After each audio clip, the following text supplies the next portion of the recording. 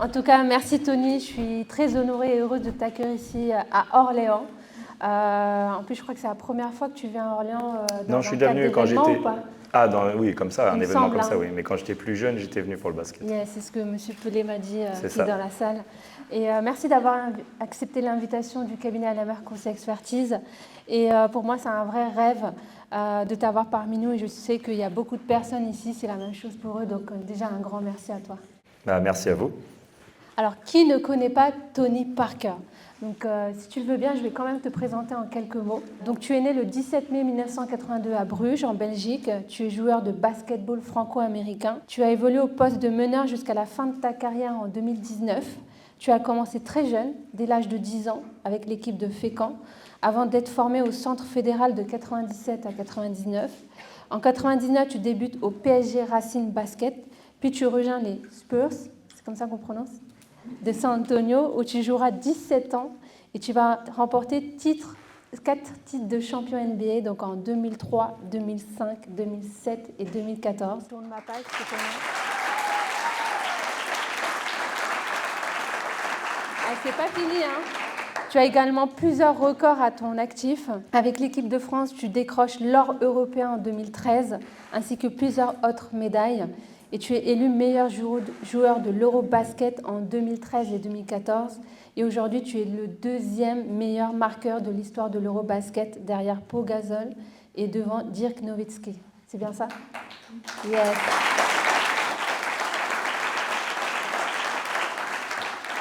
Déjà, bravo, parce que c'est vraiment un parcours incroyable et c'est hyper inspirant. Et au-delà de l'athlète et du champion, tu es aussi entrepreneur, investisseur et dirigeant. Et c'est précisément pour ça que tu es là aujourd'hui, parce que tu as devant toi 80 chefs d'entreprise. Et l'objectif d'aujourd'hui, c'est qu'on fasse un atelier interactif où tu nous partages tes clés de succès, que ce soit au niveau business ou mindset. Est-ce que c'est OK pour toi? Avec plaisir. Allez, c'est parti. J'ai lu ton livre cet été, la nouvelle édition, et ce que je retiens, la première pépite que je retiens, moi j'appelle ça des pépites, c'est ce passage où tu racontes que très jeune, tu as dû traverser déjà plusieurs épreuves. La première, c'était en CP, tu avais 6 ans, tu as une camarade qui est tombée sur ta jambe, tu as une fracture. Tu as encore parlé du divorce de tes parents ou encore la perte de ton grand-père.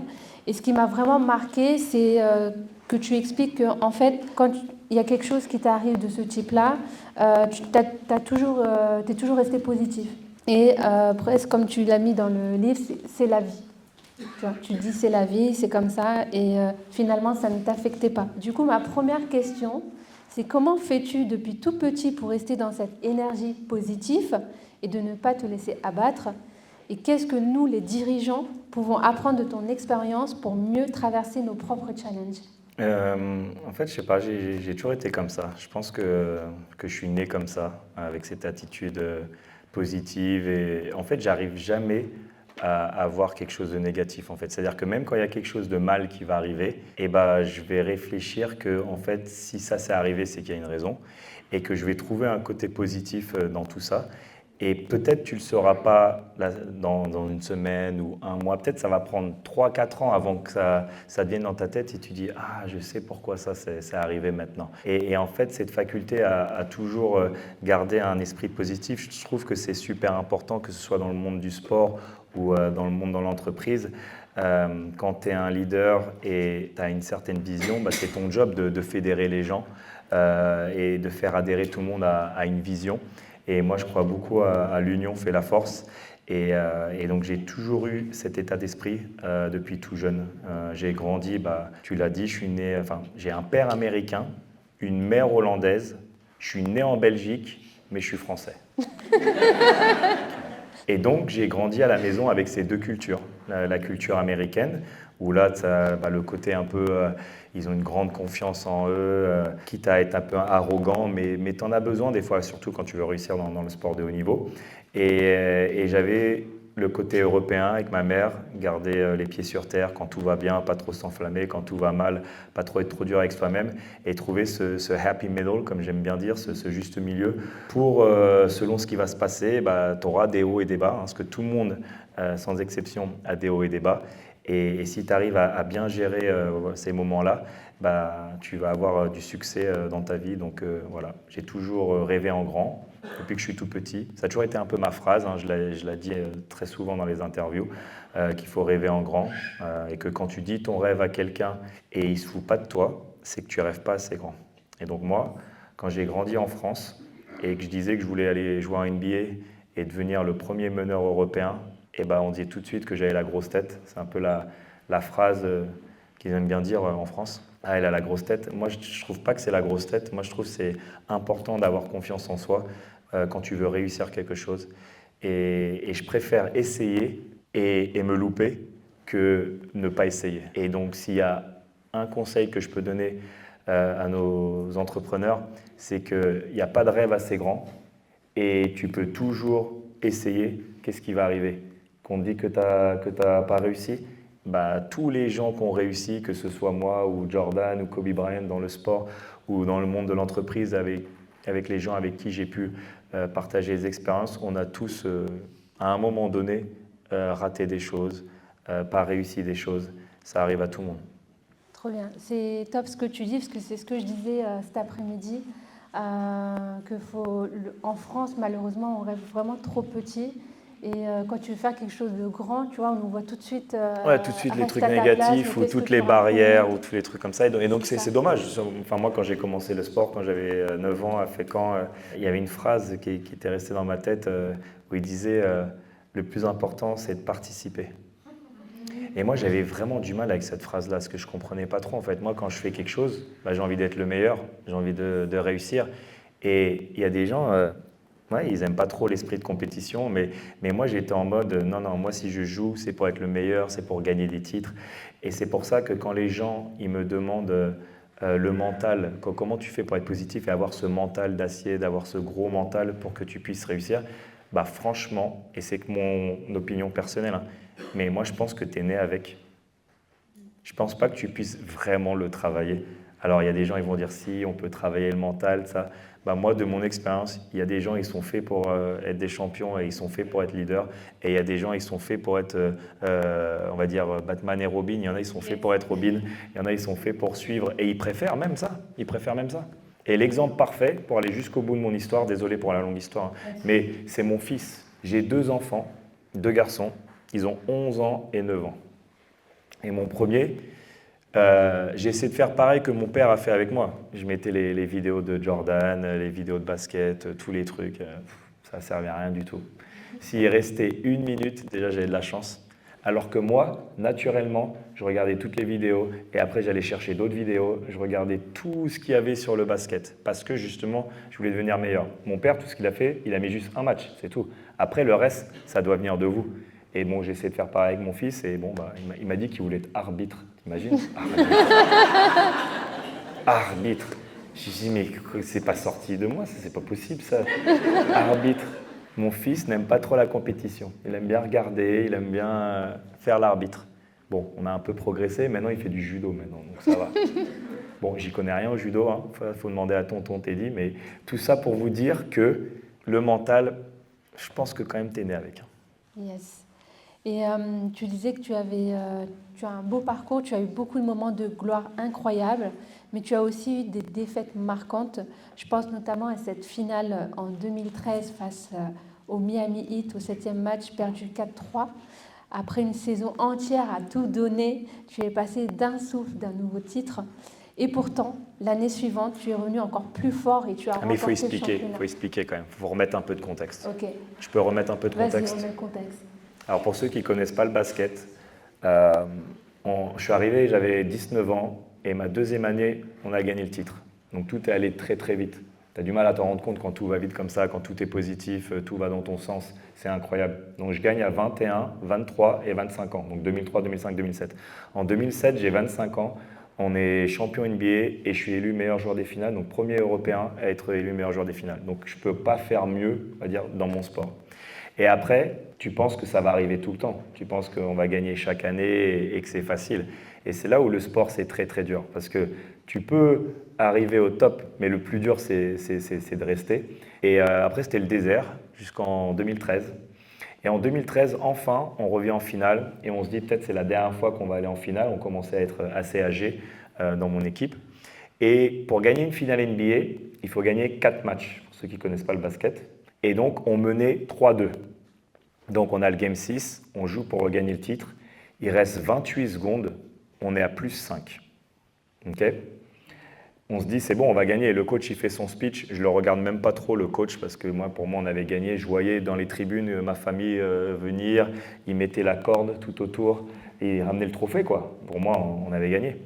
Et donc, dans le basket, dans toute l'histoire de la NBA, tu as 99,5% de chances de gagner ce match-là quand tu es à plus 5 à 28 secondes. Donc, Virginie, oui, on était dans les 0,5. On a perdu ce match. 3-3. Et c'est incroyable comment ça se passe. Tu te dis que quand même, tu as des gens qui sont forts mentalement dans cette équipe. Et le dîner, c'était un des dîners les plus pourris que j'ai jamais fait de ma vie, après le Game 6. Et pourtant, on avait encore un match. On aurait pu gagner le Game 7. Mais le Game 7, comment on l'a abordé, on n'y croyait pas vraiment. Et donc, on a perdu le Game 7. On perd 4-3. Et quand je dis les plus grosses défaites, tu sais jamais quand les bonnes choses vont arriver. Tu sais jamais quand ça va venir. Parce qu'en parallèle, j'avais toute une carrière avec l'équipe de France. Et je m'étais toujours fait une promesse à moi-même que si je ne gagnais pas une médaille d'or avec l'équipe de France, j'aurais eu l'impression de ne pas réussir ma carrière. Donc, j'ai commencé ma carrière en 2000. Et 13 ans après, elle n'avait toujours pas de médaille. Toujours rien. Et donc, en 2013, le coach, il m'appelle, c'est l'été. Il me demande si je viens en équipe de France. J'ai dit ah non, je ne viens pas, je suis fatigué, on vient de perdre avec les Spurs, 4-3, finale horrible. C'était cruel comme on avait perdu. Ça a duré 48 heures. J'ai rappelé le coach 48 heures après, j'ai dit bon allez, jusqu'à la mort, je viens cet été en équipe de France. Pourtant, il y avait plein de joueurs clés qui avaient dit je ne viens pas cet été. Donc on avait quand même une équipe de bras cassés un peu quand même. Et donc on arrive, premier match, on joue l'Allemagne, premier match. On joue l'Allemagne et on perd de 20 points contre l'Allemagne. J'arrive dans le vestiaire, dans ma tête, je me disais, je savais qu'il fallait que j'aille aux Maldives et aller en vacances, tu vois, pas aller au championnat d'Europe, tu vois. Ça, c'est ce que je me dis dans ma tête. Mais devant mes coéquipiers, je leur dis, c'est pas grave les gars, c'est que le premier match et tout, ça va être long le championnat d'Europe. On arrive à se canifler péniblement en quart de finale contre la Slovénie. Et donc on joue en Slovénie devant 27 000 Slovènes. Match incroyable, énergie de fou. Et on arrive à battre les Slovènes. Demi-finale, on joue l'Espagne. Notre bête noire, on les bat en prolongation, après prolongation. C'était un match de folie. Et 2013, on arrive enfin en finale contre la Lituanie et on gagne. Première médaille d'or de l'histoire du basket français. Pourquoi je vous dis tout ça? C'est parce que tu ne sais jamais quand des bonnes choses vont arriver, quand vous allez réussir ou gagner quelque chose. Il faut toujours continuer à pousser. Et j'ai mis 13 ans avec l'équipe de France. Mais on avait cette phrase, je ne sais pas si vous la connaissez pour ceux qui ne suivent pas les Spurs, c'est comme si tu avais un rocher. Et tu as un marteau et tu tapes le rocher, il ne casse jamais. Au bout de 500 fois, il ne se casse pas. Au bout de 1000 fois, il ne se casse pas. Et au bout de 2000, enfin, le rocher, il casse. Et en fait, ce n'est pas le coup que tu viens de faire qui fait qu'il a cassé. C'est tous les coups que tu as fait. Et c'est pour ça que tout est important. Donc dans le sport, se coucher tôt, bien manger, ou dans le business, être une bonne personne, semer des bonnes graines, créer ton réseau. Tout compte pour avoir une réussite. Désolé pour la longue histoire. Je crois que tu as répondu à ma question sans que je te la pose, donc on va passer à la suivante. Tu m'as parlé de 2013, j'étais obligé de remettre un peu de contexte. Je le sais, il n'y a pas de souci. Et justement, tu vois, dans le sport, on dit que vous, les athlètes, votre hantise, c'est de se blesser. Mais attends, mais tu reviens pas sur 2014 alors? Bah oui, 2014, on revient et on gagne le titre. En 2014, voilà. On revient, on gagne le titre. Applaudissements. Répondu à la question parce que c'est pour ça qu'en 2014, on joue le meilleur basket de l'histoire des Spurs, mais ça a commencé avec la plus grosse défaite. Donc c'était ça. Yes. Je pensais que en fait, ce que je voulais, ce que tu nous dis, c'est justement l'année d'après, tu as gagné le championnat. Et comment tu fais pour rebondir et pour atteindre de nouveau le sommet? Est-ce que tu as des tips, tu as des choses? Déjà, on en a parlé tout à l'heure, être positif, ça c'est sûr, être positif, parce que ça, pour moi, c'est la moitié du travail. Après, l'autre moitié, c'est travailler. De toute façon, il n'y a pas de secret. À chaque fois, les gens ils disent « ouais, il faut travailler dur, il faut travailler dur ». Mais est-ce que tu le fais vraiment? Moi, je chambre toujours mes amis, parce que quand on était petit, on avait 15 ans et on s'entraînait. Et puis, c'est toujours pareil l'été. On dit l'été, c'est là où tu dois progresser, c'est là où tu dois devenir meilleur. Et puis, on commence, on se fait un programme de 2 semaines. Premier jour, on est 10 à la piste d'athlée à 6 h du matin. Tout le monde est là, il n'y a pas de problème. Et après, le soir, ça va faire la fête. Le lendemain, on n'est plus que 5. troisième jour, on n'est plus que 3 et quatrième jour, je suis tout seul. Donc c'est là où j'ai su que j'étais différent de tout le monde. Et c'est ce que je dis toujours par rapport au mental. Je disais toujours que peut-être il y aura des joueurs qui seront plus rapides que moi. Peut-être il y aura des joueurs qui seront plus grands que moi, plus costauds que moi. Mais s'il y a un truc qui ne me battront pas, c'est le mental. C'est-à-dire que être là au bon endroit, au bon moment, mettre le tir au bon moment, ça, c'est ce qui fait la différence entre les bons joueurs et les grands joueurs. Stop, merci. Je passe à la suivante. Donc je disais qu'on dit dans le sport que votre hantise, les athlètes de haut niveau, c'est que vous vous blessez et que vous ne pouvez plus jouer après. Et toi, en 2017, tu t'es blessé gravement, tu as une rupture du tendon du quadriceps gauche, une blessure qui aurait pu mettre fin à ta carrière.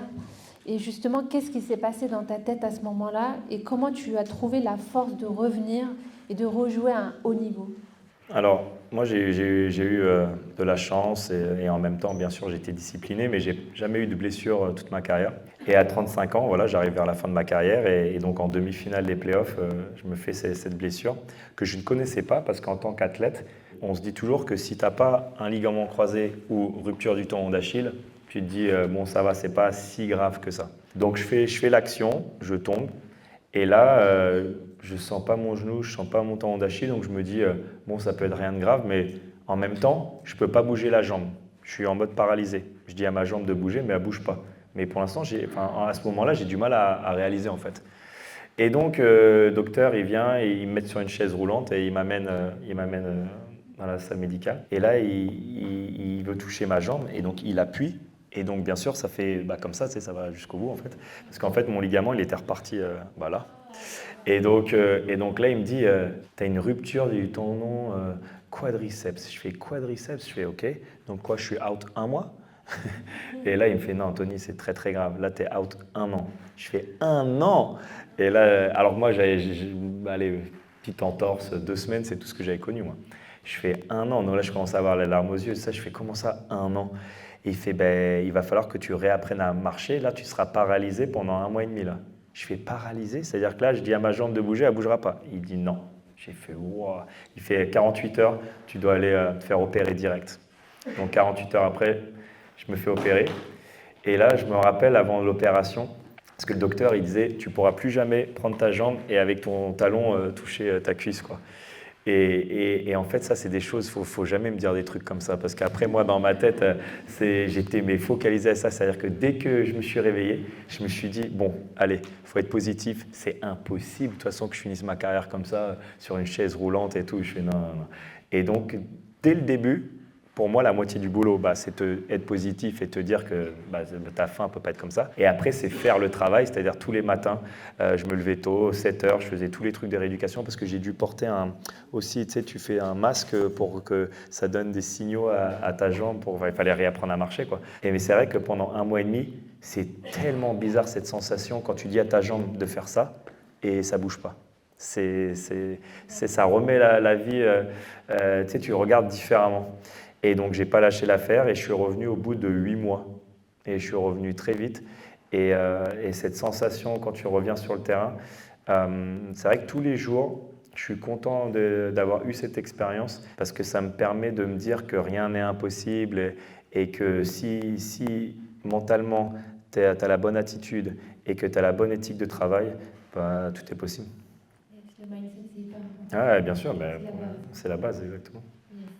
Et dans ton livre, tu racontes que quand tu étais jeune, tu avais 3 grands rêves. Le premier, c'était jouer en NBA. Check. Le deuxième, organiser des camps de basket. Check. Le troisième, acheter un club de basket une fois que ta carrière est terminée. Check. Aujourd'hui, ces 3 rêves, tu les as réalisés. Et si tu devais nous partager tes clés de réussite qui t'ont permis d'y parvenir, quelles seraient-elles?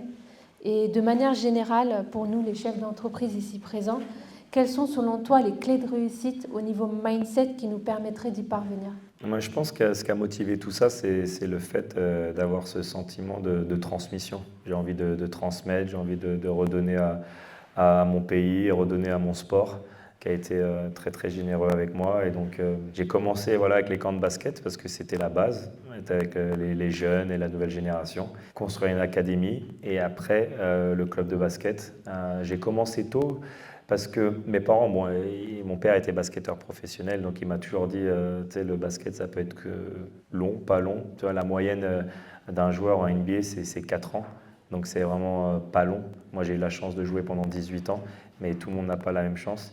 Et donc très très tôt dans ma carrière, j'ai demandé à rencontrer Magic Johnson, qui est pour moi un des plus grands exemples de réussite après sa carrière. Et donc un des conseils qu'il m'avait donné, il m'avait dit, crée ton réseau très très tôt, pendant que tu joues.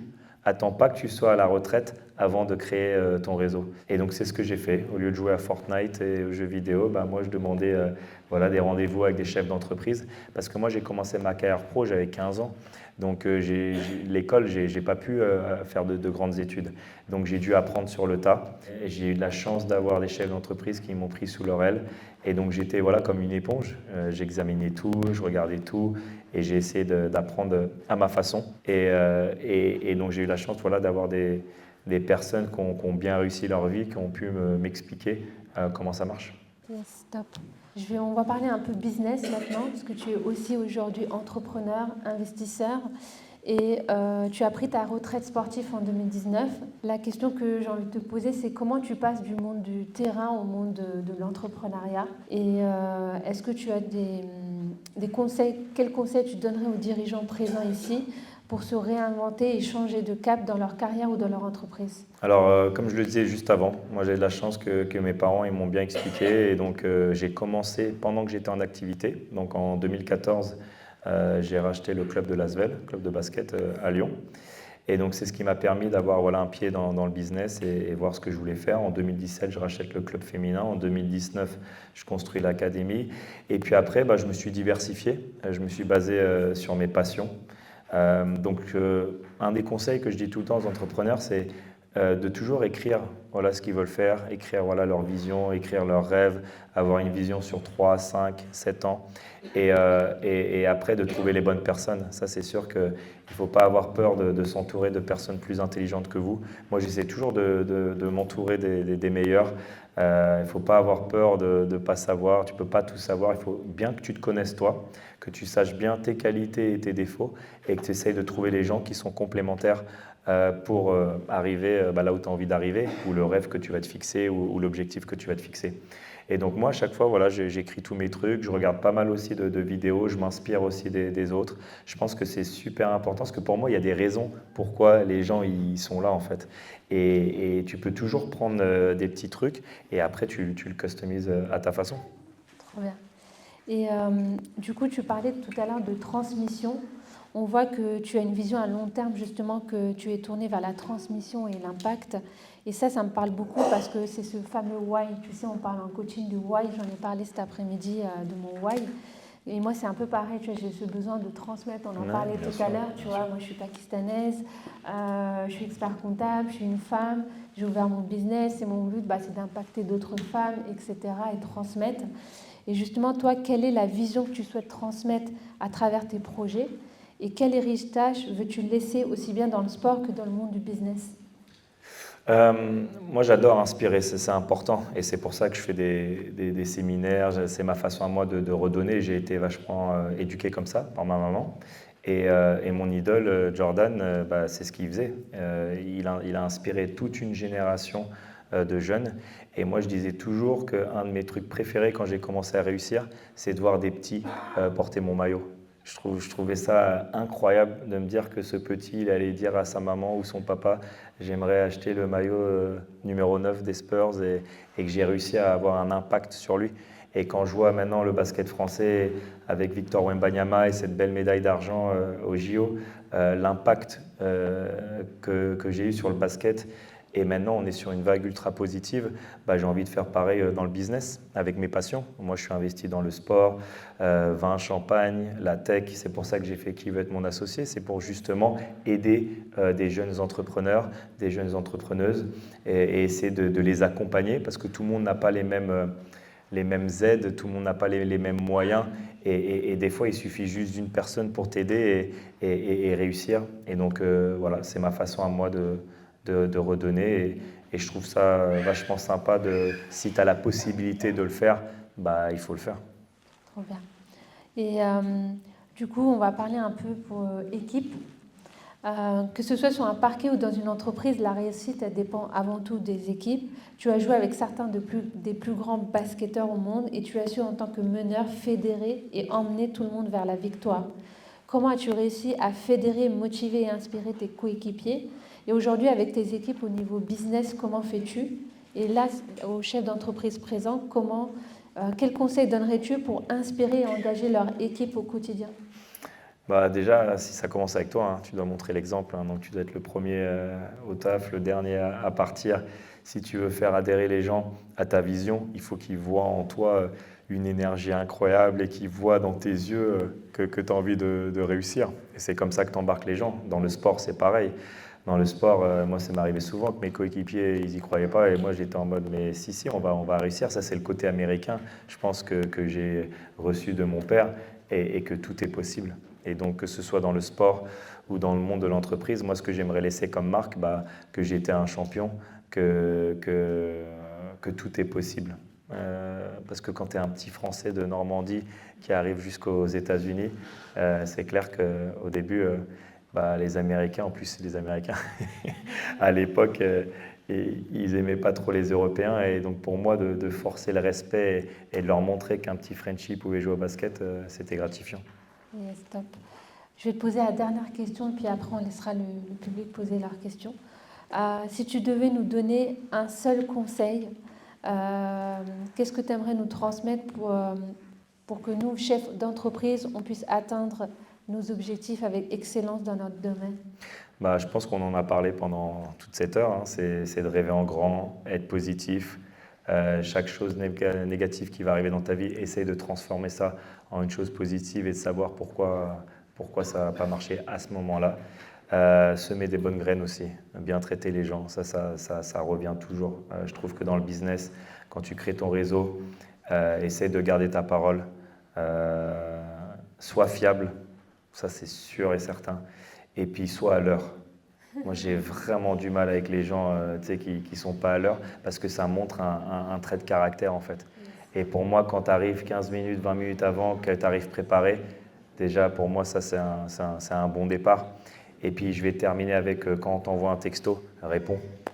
Toi, la nouvelle génération, ils sont toute la journée devant leur téléphone et ils répondent jamais. Il y a de 50 ans pour répondre. Si tu veux réussir dans le business, si tu es actif et que tu es réactif, t'inquiète pas que nous, les gens comme nous, les chefs d'entreprise, on aime bien et donc ça va beaucoup plus vite. Super. Merci Tony pour ce partage.